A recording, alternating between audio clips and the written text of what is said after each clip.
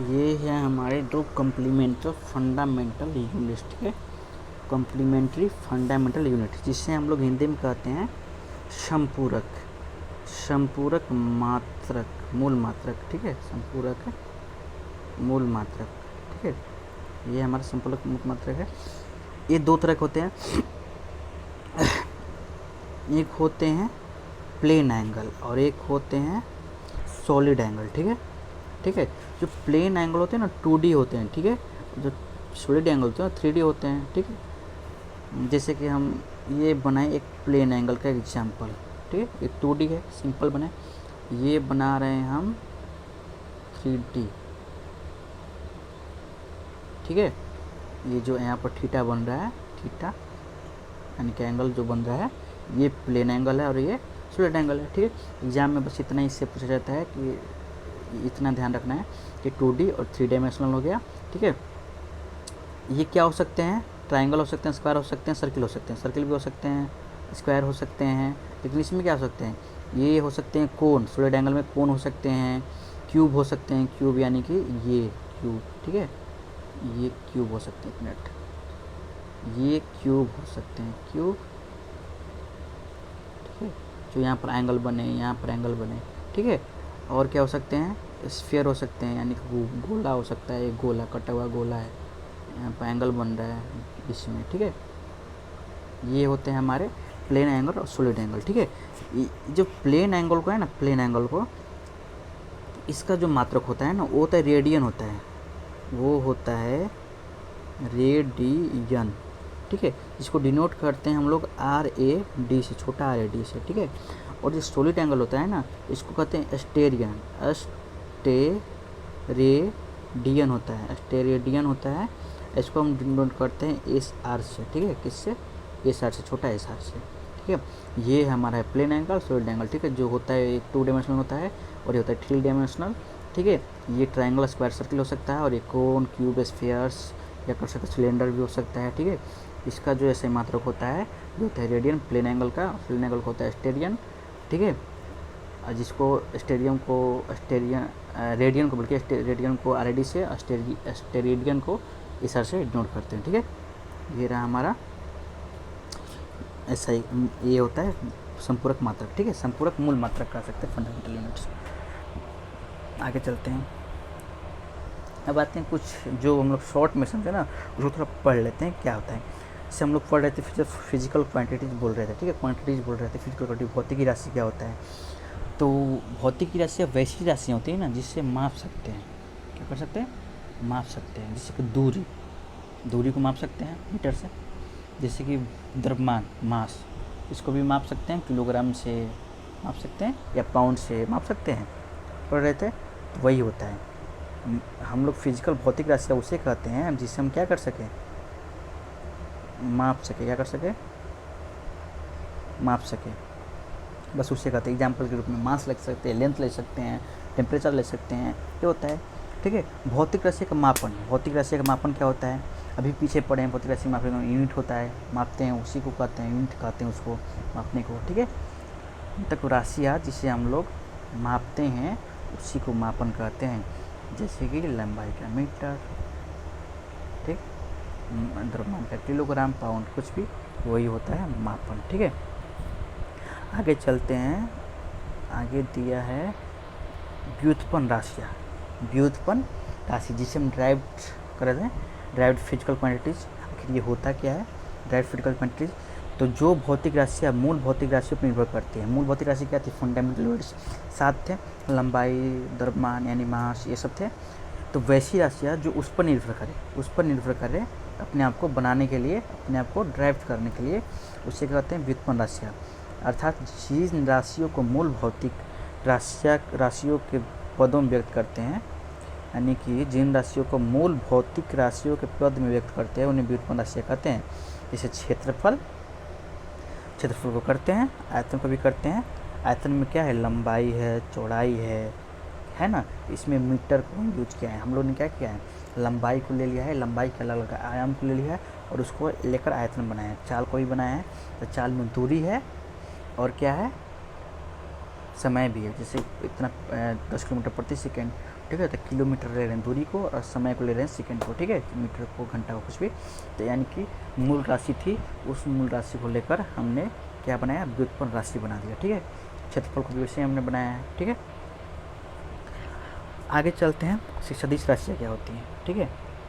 सदिश राशियाँ किसे कहते हैं, तो सदिश राशि उसे कहते हैं जिस वैसी राशियाँ जिसमें परिणाम भी हो और क्या हो, दिशा भी हो, ठीक है।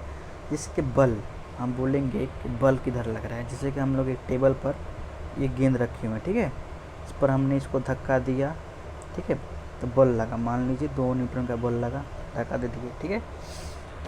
लेकिन दिशा भी तो है, किधर लगा रहे हैं बल, इधर लगा रहे हैं, ठीक है, ठीक है, सामने की ओर, आगे की ओर लगा रहे हैं, इधर से लगाएंगे, इधर से आगे नीचे की ओर लगा रहे हैं, ऊपर की ओर लगा रहे हैं, तो एक दिशा दे रहा है ना। तो 2 न्यूटन 4 न्यूटन जो भी लगा रहे हैं ये होगा परिणाम, यानी कि नंबर्स जो हैं वो परिणाम हो गए।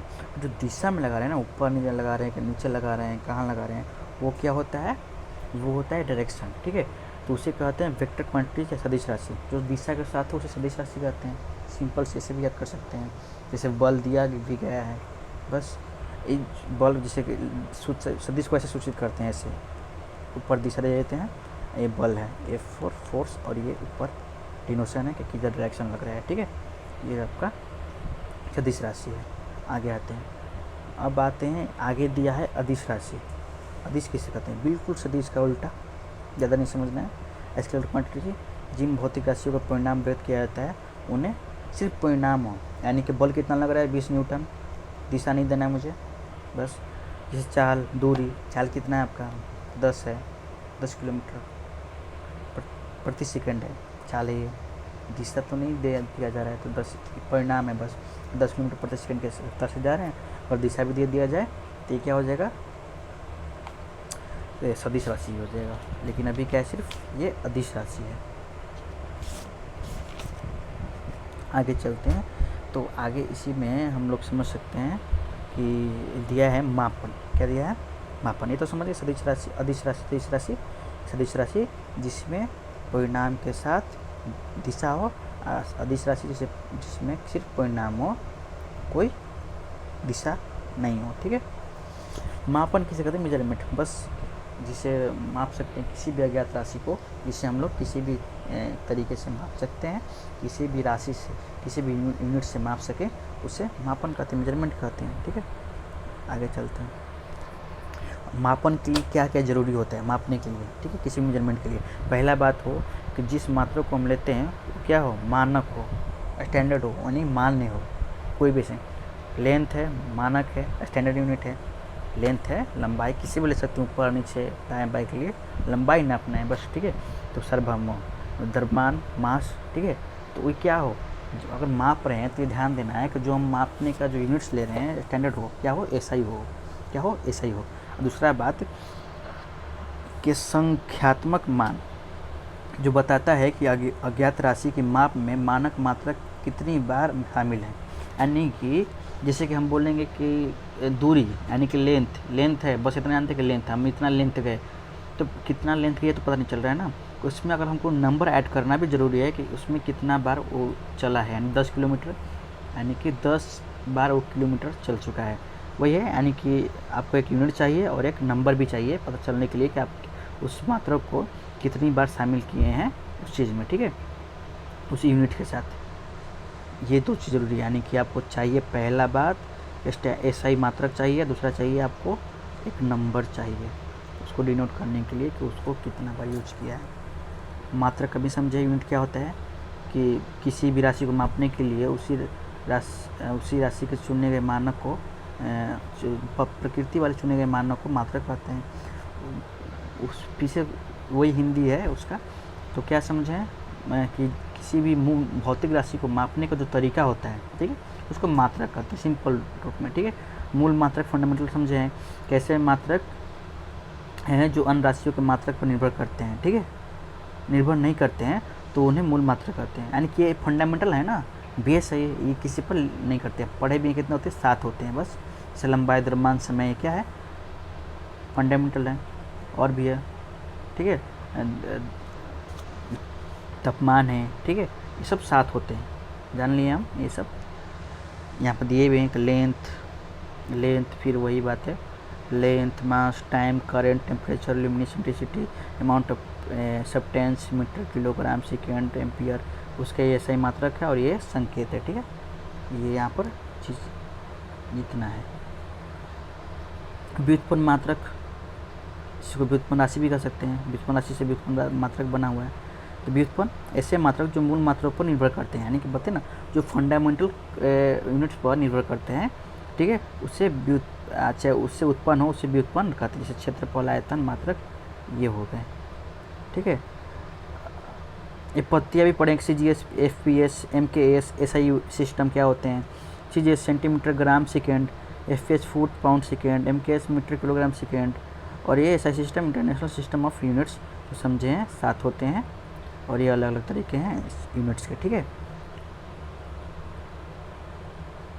ये भी समझें कि कोड कितने होते हैं और संपूरक कोड कितने, संपूरक यूनिट्स कितने होते हैं, संपूरक मात्रक कितने होते हैं। तो एक समतल कोड होता है, एक ठोस कोड होता है, जिसका रेडियन होता है, एक स्टेरियन होता है, ये सारी यूनिट्स होते हैं। इसको RAD से करते हैं और इसको SR से करते हैं, छोटा r से, बस, और होगा ख़त्म।